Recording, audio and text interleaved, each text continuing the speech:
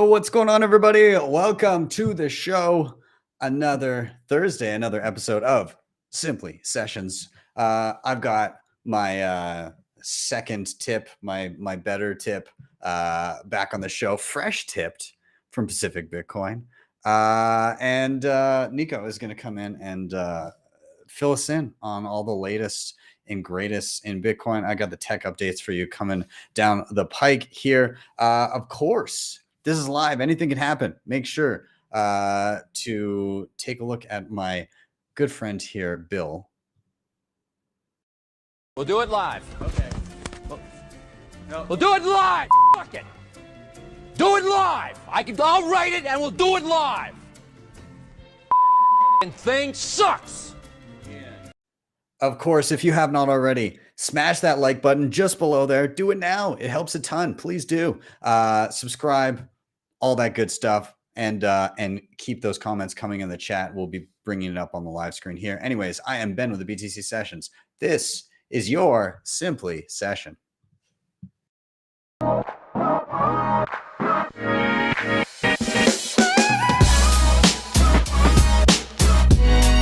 Hodl the Bitcoin.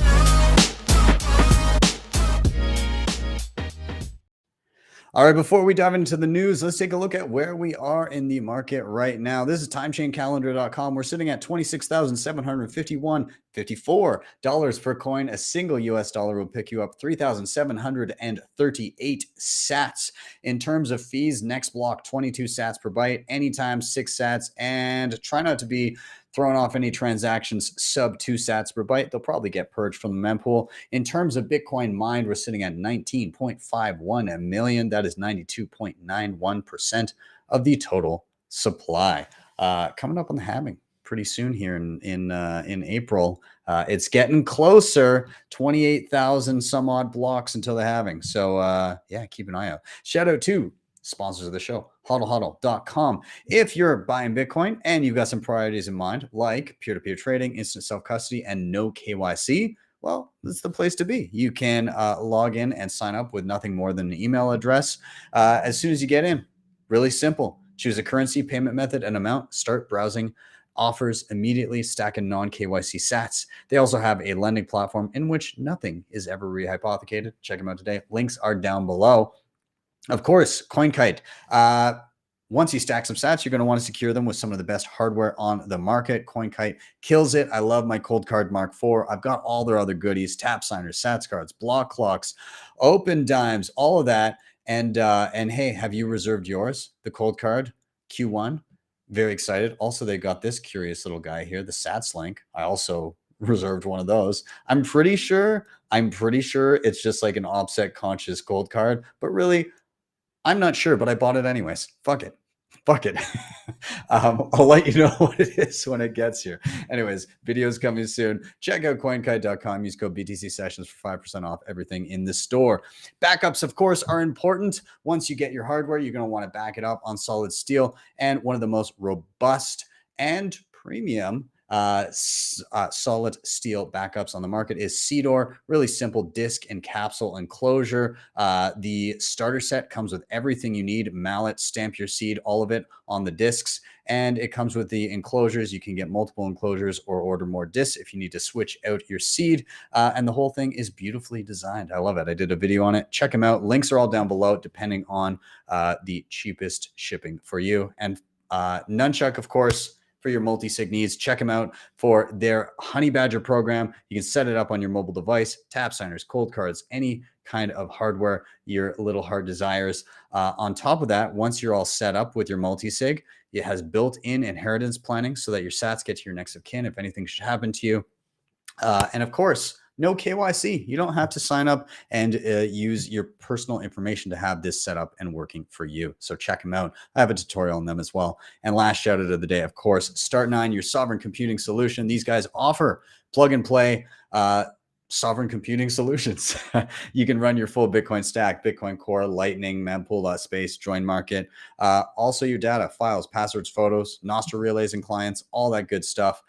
They have from entry level all the way up to what is on my shelf right now, which is the Start9 Server Pure, an absolute beast. So check them out, start9.com. And with that, I'm going to stop my rambling here, and I'm going to bring in the co-host with the most, the tip to my tip.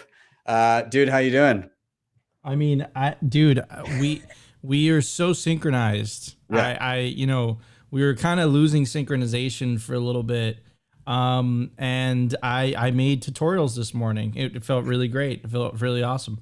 I couldn't agree more. I feel you in my brain now that it's fresh, and it's Mrs. Sessions, Lisa did us a huge solid by freshening up your tip, and we have a third tip now, don't we? We do have a third tip. It's a fish. Is it a movement?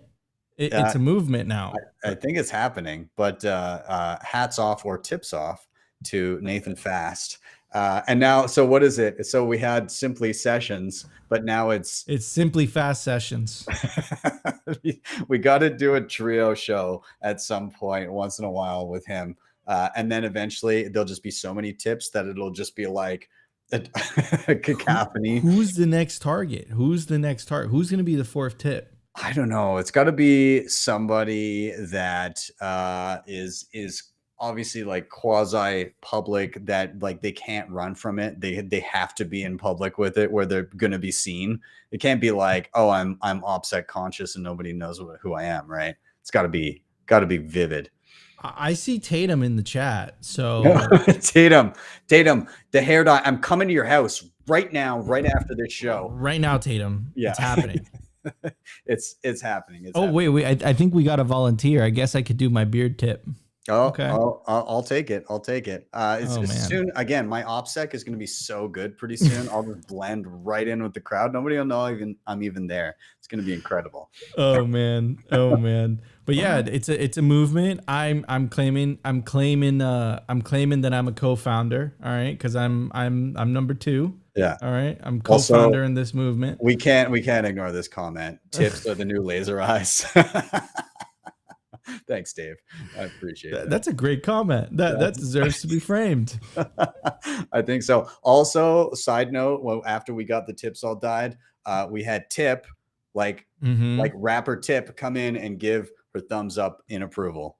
Tip approved the tips. Yeah. And it would not be official if she didn't approve. Yeah. So it was very important that she was there and gave a thumbs up. Yeah, I'm glad. I need her on a pin so I can wear it. Anyways, I guess we should probably talk about the news, given that's what this show is about. Yeah, maybe, or we could just keep talking about tips. Yeah.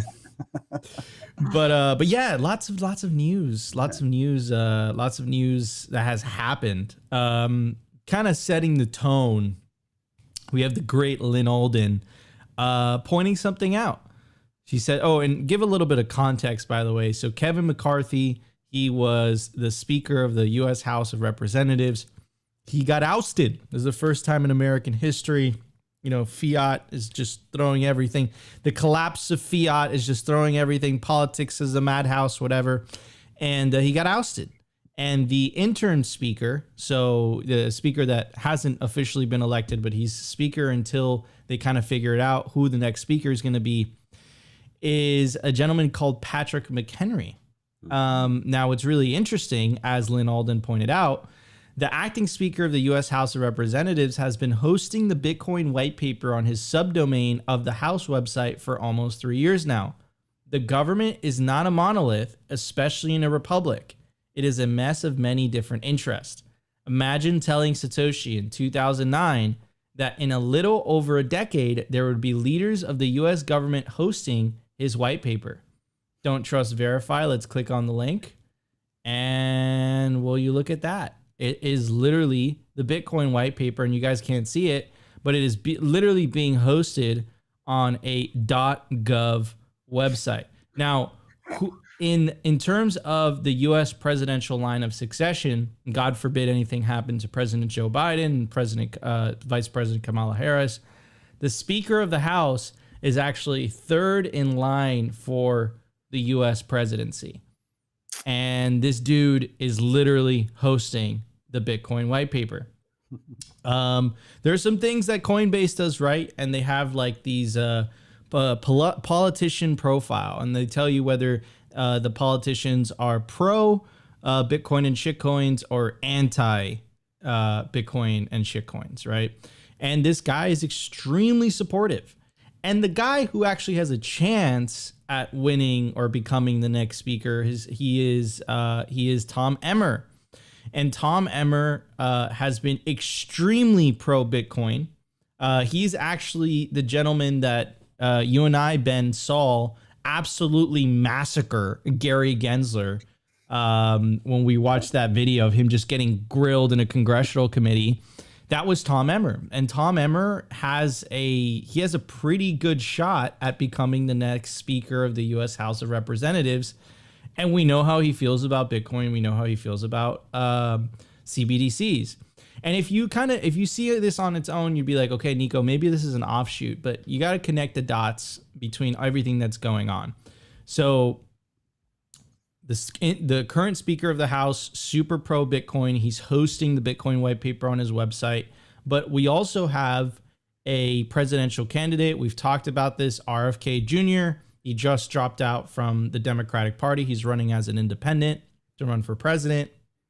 He spoke at the Bitcoin 2023 conference, says that if he got elected, he would protect the right to self-custody, and he would also protect the right for you to run your own node and all that. So on the Democratic side, on the independent side, and also on the Republican side as well, you have Governor Ron DeSantis, who actually passed a bill in Florida that would ban CBDCs. If he got elected, he promised to ban CBDCs and to be pro Bitcoin, right? So all of these things are kind of shifting.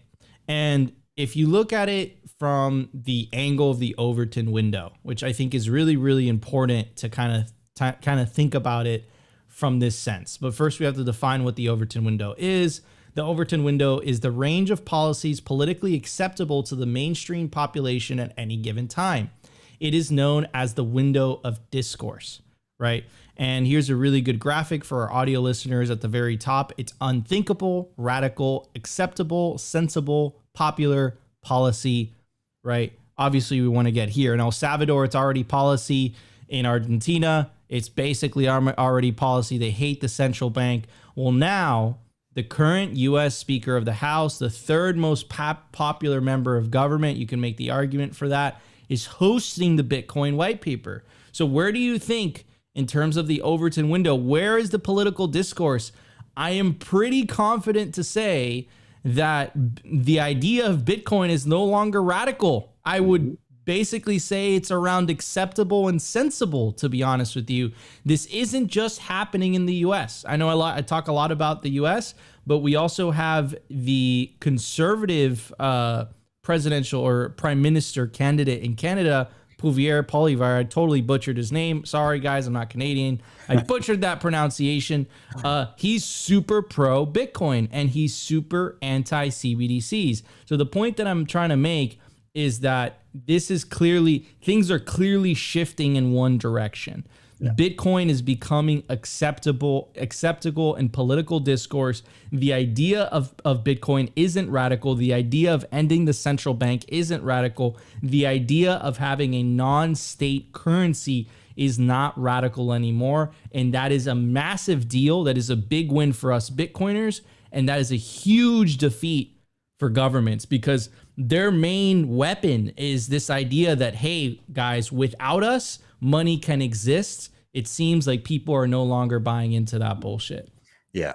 The one thing I was going to say here, this Tyler Durden in the chat said Liz Warren is still a big hurdle. I would venture to say that stances like Elizabeth Warren and Brad Sherman and people that basically just want to outright ban Bitcoin, those views are becoming the radical views. Mm-hmm. It's on the fringe of being viewed as radical by your average person. They're looking at it going like, I mean, come on, like, we didn't do this to the internet. Like, I think people are starting to piece together like, okay, Bitcoin exists and it's a thing, even if they don't care about it or they don't use it. I think a lot of people aren't kosher. They're not viewing it as kosher to just outright ban it. So I feel like they're soon to be on the fringe and like the radical line of thinking when they say they want to get rid of it, as much as anybody saying that you should ban the internet would be viewed as a crackpot. 100%. I think it's going to be politically unviable, in a couple of years. This whole idea of Elizabeth Warren is running on an anti-Bitcoin stance. Like in 5 years, like she won't get elected into office. That's something that she could do right now. But as the population ages and more of because we know how much we know that the younger population holds a tremendous amount of their assets in Bitcoin. Oh, Opti's ex-girlfriend's in the chat. I'm going to ban Bitcoin. So yeah, man. So yeah, Elizabeth Warren, dinosaur, the Bitcoin meteor, is looking at it and she's like, I'm going to make that meteor go away. Like, I don't know, man. Yeah. It's not happening. Not happening. I completely agree. All right. In other news, we got 2 videos back to back. Again, I'm going to talk about it in terms of the Overton window. It is shifting ever so slowly, but it is shifting. We have the most popular broadcaster in the world, 11 million views and listens per episode. We have the man, the myth, the legend himself, Joe Rogan. And let's take a look at what he had to say about Bitcoin on one of the latest episodes of the Joe Rogan Experience. I mean, the real fascinating crypto is Bitcoin. To me, I mean, that's the one that I think has the most likely possibility of becoming a universal viable currency. And it's limited in the amount that there can be. It's, people mine it with their own computer. It's like, that to me is very fascinating. And I love the fact that it's been implemented. And that at least I've had Andreas Antonopoulos on the podcast, and when he talks about it, he's living it. He's spending all of his money. Everything he gets paid is in Bitcoin. He pays his rent in Bitcoin. Everything he does is in Bitcoin. I mean, Yeah. dude, when are you going to bring BTC sessions on the show, Mr. Joe Rogan? I think we need like a booth or a sailor or somebody who can slam out some talking points very succinctly in a short conversation. I'd like that. But I love what you're saying, and this is a different Overton window that's shifting. Hey, it's the Overton window of Bitcoin versus crypto, and the people that are already in tune with the idea that fiat is bad. The Overton window for a lot of notable individuals is now shifting to right over top of Bitcoin, instead of having all of these shitcoins in their purview saying like, oh, they're all the same. That is definitely shifting as well. 100%. It's shifting ever so slowly. The Bitcoin ethos is slowly starting to penetrate into mainstream consciousness. You have Joe Rogan saying what Fidelity actually said. We're going to get to that in a minute. Basically, like, Bitcoin's not crypto. Like, Bitcoin is special. Bitcoin is unique. How long until he has someone like Sailor on the show? It is quite perplexing. It's something that we've talked about on Simply Sessions before. Like, what is Joe Rogan waiting for? Those episodes that he did with Andreas Antonopoulos, those are from like 2016, 2017. They're very old, I think it's time. To be honest. In other news, also pretty crazy. Shout out to Peter McCormack and What Bitcoin Did. Great podcast. Peter's a great dude. And take a look at this. Documenting Bitcoin got a clip of basically a former top Facebook exec quote saying Mark Zuckerberg is a Bitcoiner. Let's check it out. You can theorize a lot about the experience we've had, but having lived it has changed my worldview and my appreciation in such a way that now I have this unshakable conviction that Bitcoin is the only form of neutral internet money there will ever be. And it's one thing saying it because you have laser shooting from your eyes. It's another coming to that conclusion after having tried for the right reasons, I believe for the right reasons, to build a technology that would scale to billions of people and that could provide a stable form of digital money that would travel on this new scalable payment system. And then you come to the realization that actually private companies issuing a new unit of account of anything that has that kind of distribution is problematic. You might not want to answer this, but is Zuck is he a Bitcoiner? Yeah. He appreciates Bitcoin. But yeah, I think we had a lot of conversations about this. Yeah. Especially when I was struggling with seeing how we could decentralize this thing enough. We've had a lot of conversations, and the tension was between full decentralization and the reality of scalability, usability issues, and then the volatility that we would have to put people through to enable them to use a product. So it was, and then when you look at very good currencies like the dollar, and some will argue it's not, et cetera. But I think, everyone in the world, we talked about your trip to Lebanon and other places where people, what they want is to hold dollars. Yep. And when you have a good currency like the dollar, the volatility or the lack of volatility required for you to create a digital asset that can match it is very, very, very small. So much shit to unpack there, but he basically said that the CEO and founder of Facebook, now called Meta, is a Bitcoiner. And before that, he talked about how he came to this conclusion. And the reason that he came to this conclusion is because Facebook Meta launched their own type of cryptocurrency called DM. Before it was called Libra. And the problem is that it generated a tremendous amount of backlash from government regulators in the European Union and the USA and in other countries. And it was ultimately shut down in January 2022. Now, why did he say that having this experience with DM and Libra made him realize the importance of something decentralized? If it's issued by a central authority, it will be either co-opted or shut down, right? PayPal tried to do the same thing back in the 90s. And it got shut down, right? So that's why I believe that Elon Musk, if he wants to do this whole X.com thing, and I know he's like riding on a high right now, and he's like on his horse, and he just thinks he's untouchable. If he really wants to roll out a payment platform, he has no choice but to use Bitcoin. If he doesn't use Bitcoin, it will inevitably get co-opted and it will get shut down. And that's why David Marcus said what he said. And that's why he said what he said about Mark Zuckerberg. Because Mark Zuckerberg realized, holy cow, unless we use something that is completely decentralized, we can't do this. We can't launch this payment platform and give the world access to the global economy. We can't do that. Because if we go through governments, if we go through regulation, they will shut it down. They don't want competition. They have a monopoly, right? With Bitcoin, it's a forcing function because it forces it down their throats. They can't do anything about it. Therefore, they're forced to compete with it. And we all know who's going to win that competition, which is why they hate it the way they do, right?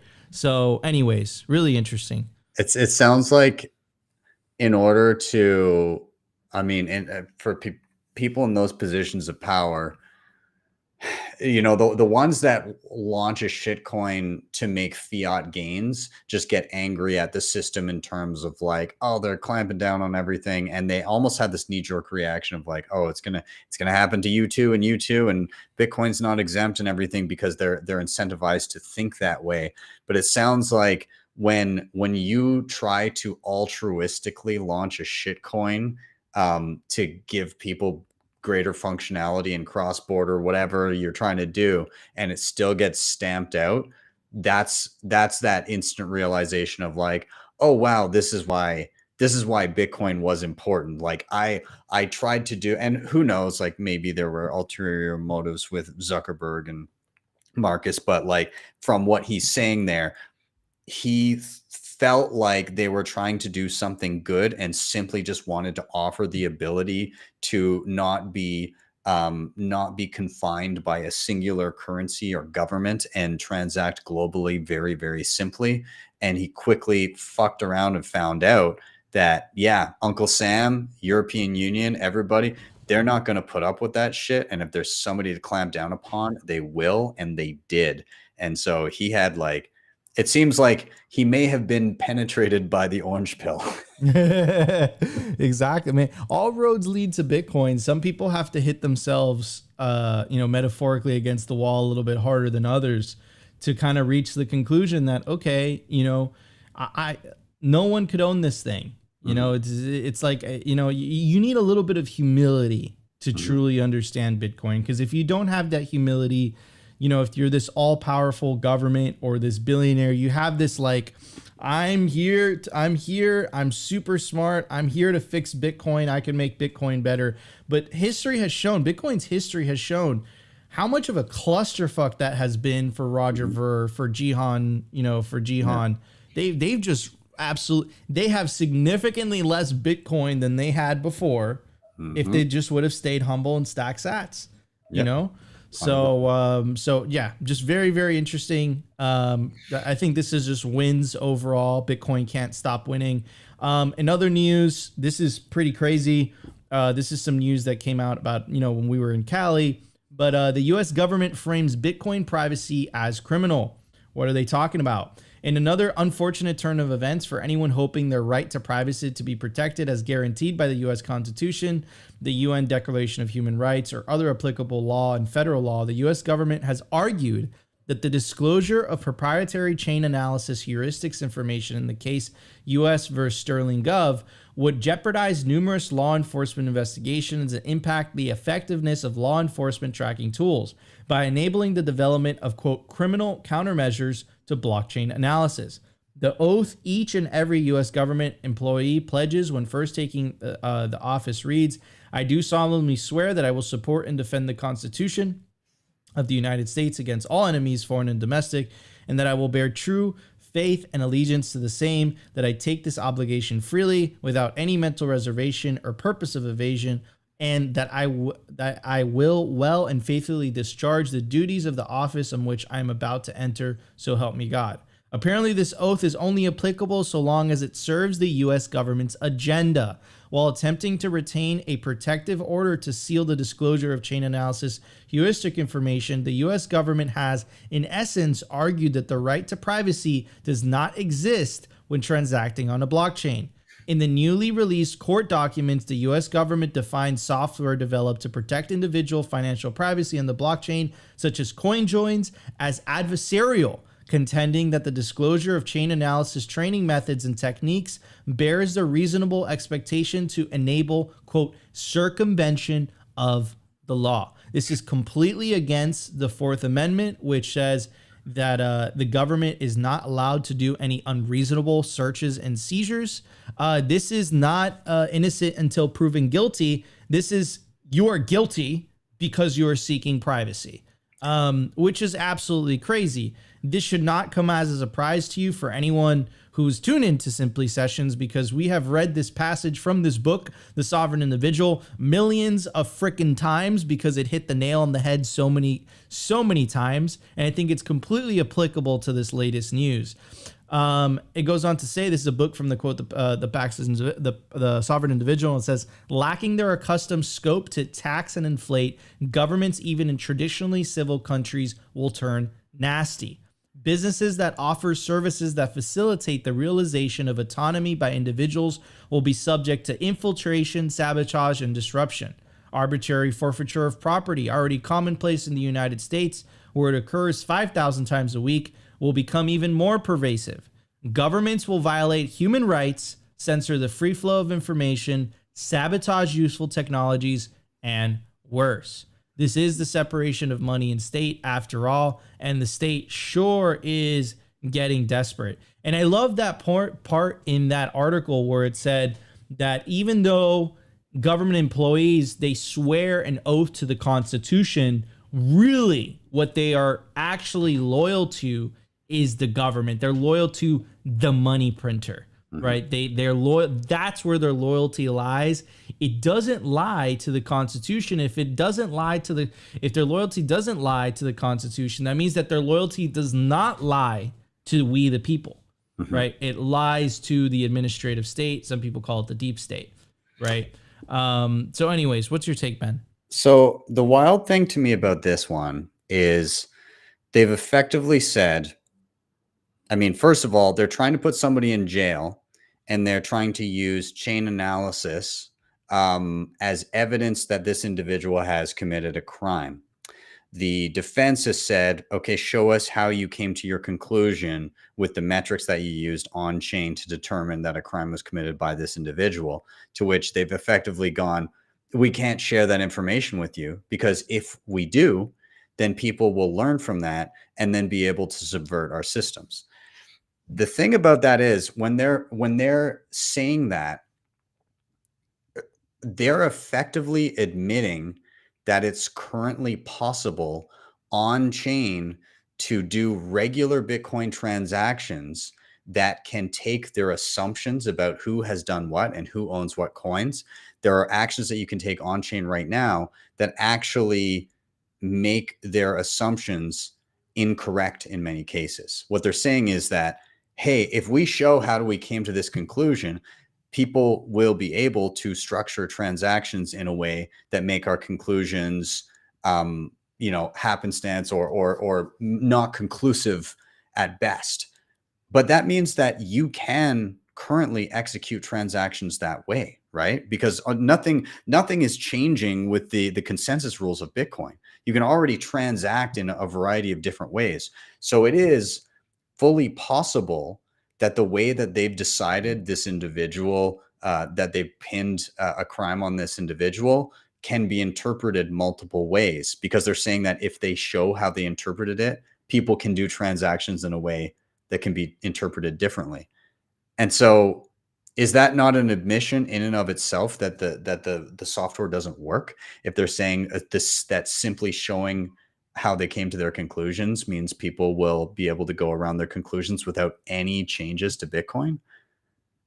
Yep, exactly. Like, we can't tell you why we're putting you in jail, because if we do, other people will be able to avoid jail. Like, trust us, basically, is what they're saying. That's literally what they're saying. It's like, like, don't trust. It's the exact opposite of don't trust, verify. It's like, no, trust us. We have your back. It always goes back to the same attitude that governments have, which is like, this is for your own benefit, citizen. And then it's like, how so?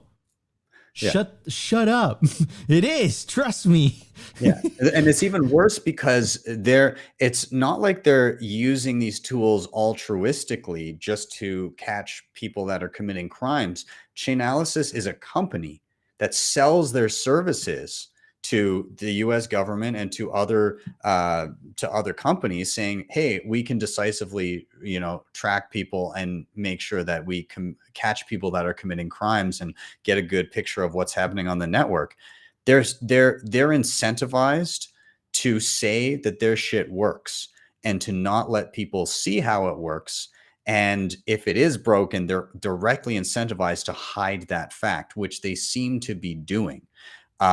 And so, like, all of the incentives are super fucked up right here.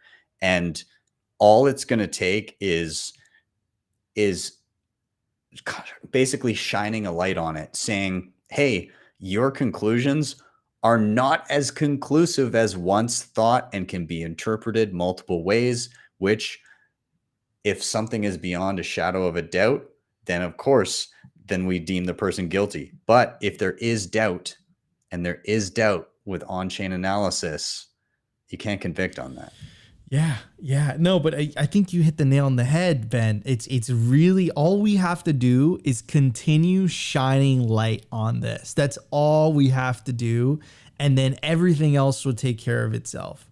Mm-hmm. But yeah, this is, this is what it's about. I think these institutions, whether it's governments, whether it's these news corporations, the internet just completely, short circuit. They don't know what to do. They've just been so used to having this monopoly on money, this monopoly on information, that it's like all of a sudden when they're on a level playing field with everyone else, and the government actually has to compete with money, when these legacy corporate media institutions have to compete with the internet, their knee-jerk reaction is like, no, I'm too good for that, just ban everything. Like, bro, what's happening in Canada is insane, man. Yeah.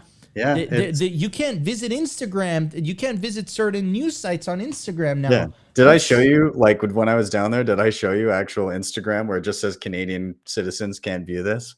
That's so crazy. No, I mean, I've seen the pictures, but I can't believe it. I can't believe that in a country like Canada that would happen. Even while I was down there, like, even though I was now in a different IP address, a different locale, it was like, still no. Oh, we found out you're Canadian. No news for you. That's so crazy. And then it's, of course, it's government approved news. Oh, you can have that. Like, it's so it's like, that's like North Korea, dude. It's so crazy. I could never have imagined. It's a little wild. That's for damn sure.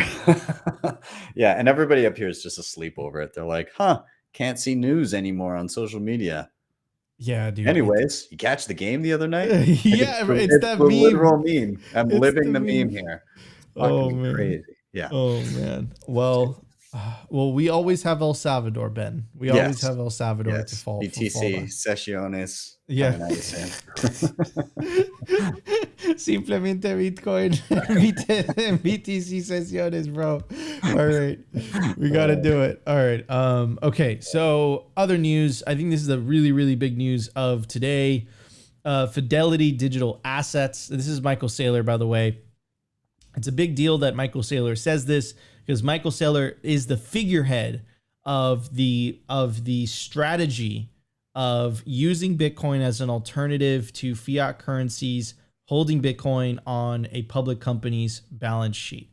And that experiment has worked, and he's the figurehead of this movement. So when he tweets this report by Fidelity Digital Assets that explains why Bitcoin is a unique and superior form of money that investors should consider first and separate from all other digital assets, it's a big freaking deal.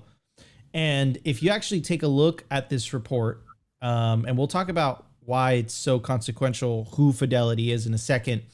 It says Bitcoin First Revisited, why investors need to consider Bitcoin separately from other digital assets. So that's not BTC Sessions or Simply Bitcoin saying that. That is Fidelity. Fidelity has $4.5 trillion assets under management. The company's been around since 1946, and it has a yearly revenue in 2001 reported of $24 billion. So these guys do not fuck around. These guys are serious. These guys are the real deal. That's why Michael Saylor retweeted that.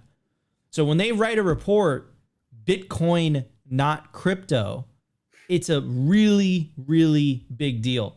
Now, they were kind enough to write a short little summary, but you guys could check out the full report, check out Saylor's tweet. And I'll just read some of the highlights from the summary. It says, once investors have decided to invest in digital assets, the next question becomes, which one? Of course, Bitcoin is the most recognized first ever digital asset, but there are hundreds, even thousands of other digital assets in the ecosystem. One of the first concerns investors have regarding Bitcoin is, as the first digital asset, it may be vulnerable to innovative destruction from competitors, such as the story of MySpace and Facebook.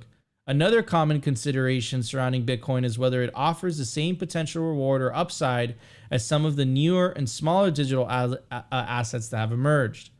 In this paper, we propose 1, Bitcoin is best understood as a monetary good, and one of the primary investment theses for Bitcoin is as the store of value asset in an increasingly digital world.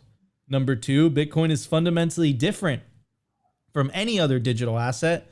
No other digital asset is likely to improve upon Bitcoin as a monetary good because Bitcoin is the most, relative to other digital assets, secure, decentralized, sound digital money, and any improvement will potentially face trade-offs.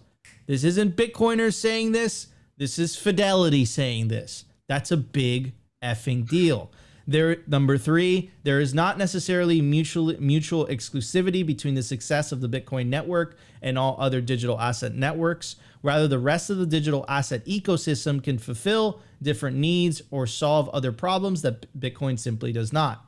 Number 4, other non-Bitcoin projects should be evaluated from a different perspective than Bitcoin. Number 5, Bitcoin should be considered an entry point for traditional allocators looking to gain exposure to digital asset. And number 6, and I think this is the most telling, investors should hold 2 distinctively separate frameworks for considering investment in the digital asset ecosystem. The first framework examines the inclusion of Bitcoin as an emerging monetary good. And the second considers the addition of other digital assets that exhibit venture capital-like properties, right? Mm-hmm. That is extremely telling, this last line, right? It's basically saying it's a very, very nice and sophisticated way of saying pump and dump. But yeah, man, this is a big deal, dude. This is a really, really big deal that, you know, a company as large as Fidelity is releasing reports like this. I think it's safe to say, Ben, that the institutions are here. I think it's undeniable at this point. And calling back to the earlier mentions that we were talking about with Rogan and with David Marcus, that Overton window of Bitcoin, not crypto, has, you know, very decisively shifted with things like this. There's people in all walks of life that come to Bitcoin, and you know, a lot of them start with crypto and then settle on Bitcoin. And we're seeing that on a scale with very visible people and companies and institutions that we have not seen previously. And it's exciting to see, because we get to watch everybody's learning trajectory in real time. And we all did it. And so like, sometimes I feel a little bit bad when somebody has to publicly go through their learning curve, because, Bitcoiners can be an abrasive bunch as we try to educate.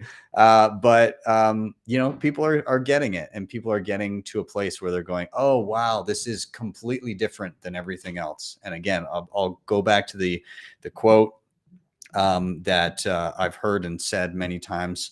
Fiat is the elites can print money. Crypto is everyone can print money. Bitcoin is no one can print money. Wow, beautifully said. 100. You hit the nail on the head, right? It's Bitcoin levels the playing field. It makes people like Sailor like equal to the pleb. No one has the ability to create money for free that someone else has to work for. Anyways, guys, this was absolutely awesome. Ben, thanks for having me like always. I will see you next week, guys. This was your Simply Sessions. That's my favorite part of the show. Later, man. Thanks a bunch. Yep. Take care. Thanks, Ben. See ya. All right, everybody. A few more things before we wrap up. I got to throw out your tech updates so you know what's going on. And again, thanks to Nico for bringing us the best in the news. Go subscribe to Simply Bitcoin if you haven't already. What are you doing? What are you doing? Okay, we got to get this tweet in, even though it's not a tech update. We got to Paul Krugman is out there being busy and ensuring that his Nobel Prize is nothing more than a fancy paperweight, because holy shit, this tweet. He tweets out, the war on inflation is over. We won at very little cost. And he shows a chart of inflation. And in the chart, it says that it excludes food, energy, shelter, and used cars. So, I mean, if you don't need to eat, travel, or live indoors, then you must be absolutely elated that we have won against inflation at very little cost. Congratulations, Paul. Tweet of the day, dumbest fucking thing I've seen in a week. Good for you. Anyways, let's get into the tech updates. Okay. Cold card Mark IV version 5.2.0 Seed Vault. What the hell is Seed Vault? Seed Vault, this is actually pretty super interesting. Seed Vault enables storage of multiple secrets into the cold card's encrypted settings for easy recall and later use. They are encrypted with a key based on your seed, but not themselves stored in the secure elements. Enable this functionality through the following menus, and it says it here on the screen, but it says it is not enabled by default, and it is a feature best suited to experimenters and advanced users with complex key management needs. This might apply actually to some people that are using Byzantine. I'd have to look into it a little bit more, but very interesting. There will be a video coming, but let's touch on what it is again. Once enabled, you can easily recall the stored seeds using a new main menu item, which is called Seed Vault, which appears when enabled. The fingerprint and origin of each key is shown there, and activating takes only a single click. You can also edit the name for each key. So basically what it's saying is you have your main key, your main seed phrase on the secure element. You then use the information on the secure element to basically create and derive new seeds that are used decrypted with some of the stuff that is on the secure element.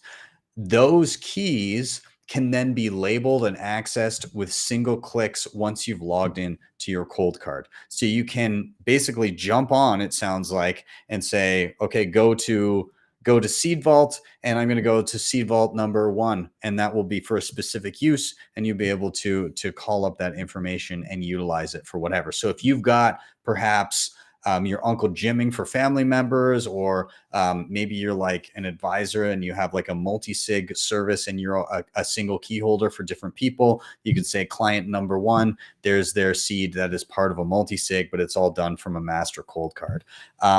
So yeah, pretty awesome. I'm kind of interested to play with it. You can also use it for things like dice rolls and seed XOR and tap signer recoveries and duress wallets and BIP85, all kinds of different things.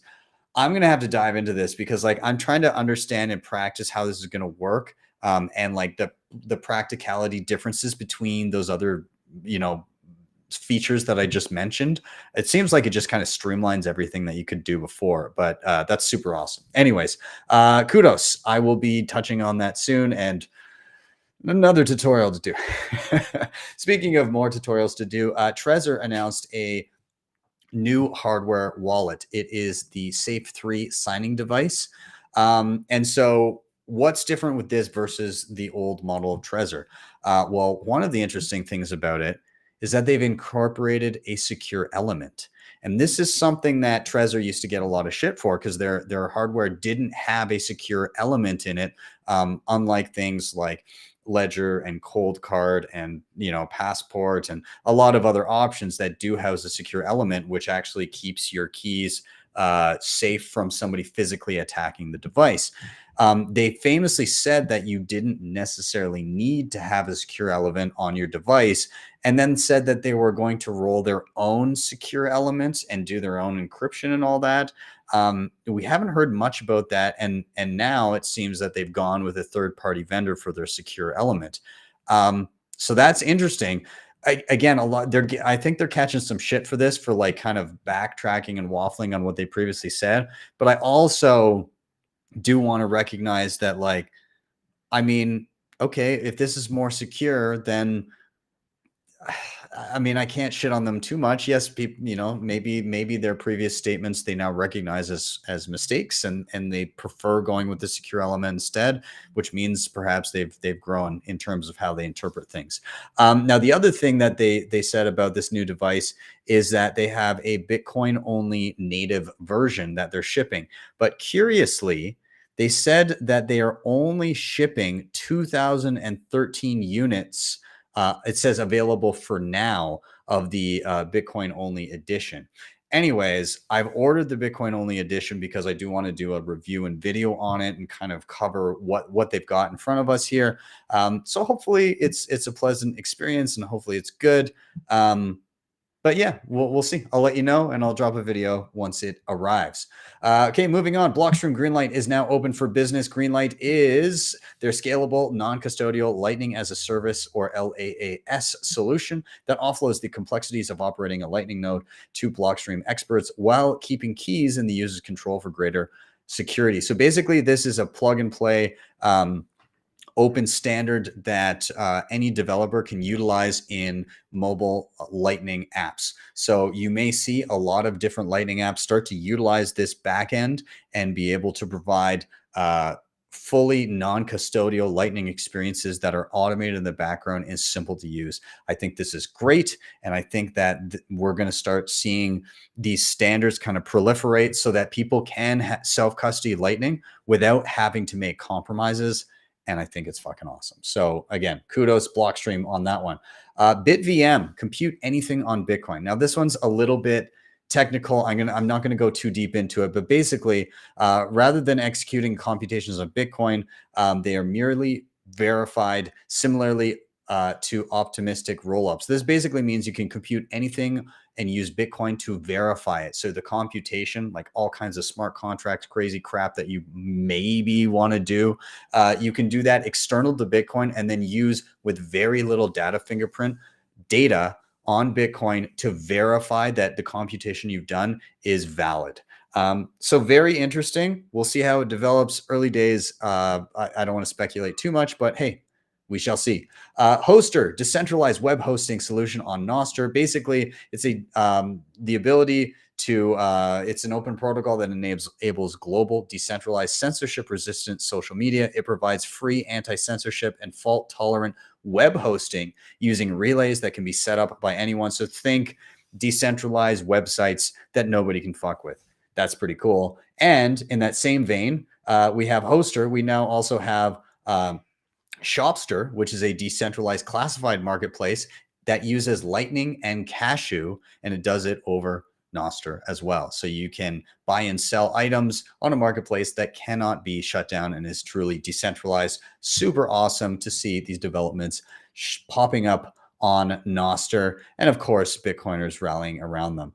A couple last things here. I just dropped a tutorial, I suppose a tutorial on time chain calendar. I always use it off the top of my live shows, but there's so much more than the data that I cover on the top of the show. So please check it out. TC has made an incredible tool here, and it's well worth you diving in and truly appreciating everything that's at your fingertips in a single screen. So go check out that tutorial if you get a chance this week. And finally, why are we bullish tomorrow? We've got Julian Figueroa, who is also known as Kinetic Finance. We've got Aladdin from BTC Trading Cards, and we've got Zach Guignard. I hope I didn't screw up his last name. Anyways, awesome guys. They're going to be on the show tomorrow at 6 p.m. Eastern time. Make sure you do not miss it.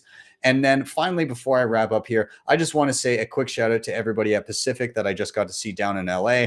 There's a picture of myself, Nico, and Nathan with the tip seal of approval. Again, lots of awesome stuff that happened down there. We did a beach workout one morning as well. And it was just a good and fun time all around. If I saw you down there, it was great to come across so many awesome Bitcoiners at a single event, and I had a lot of fun. So thank you all. And with that, I'm going to wrap it up. Thank you guys so much for watching. As always, please do smash that like button down below. Very, very important. That always helps a ton. If you want to help the show in another way, you can always hit up the previously mentioned sponsors in the show notes, or you can head over to my website, btcsessions.ca, and that's where you can book one-on-one sessions for me if you need any hand-holding and help on your Bitcoin journey. With that, I am out. Have yourselves a wonderful day or evening. I'll see you guys next time for your daily session.